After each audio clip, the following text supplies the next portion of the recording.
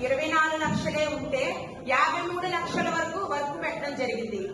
ఆ కాంట్రాక్టర్లకి బిల్లు ఏ విధంగా చెల్లిస్తారన్న ఉద్దేశంతో మీరు 24 లక్షలే ఉంటే 53 లక్షలు బిల్లు పెట్టవలసి చేర్చడం వచ్చింది ఎజెండాలో. నాకు ఇది డౌట్ అండి, ఇది ఎలాగైనా చెప్పాలి. ఇది కాదు 24 లక్షలు ముగింపు నిల్వ చూపించారు, కానీ ఈ రోజు మీరు 53 లక్షలు చేర్చారు. ఇది నాకు నా తప్ప మీ తప్ప నాకు అర్థం కాలేదు.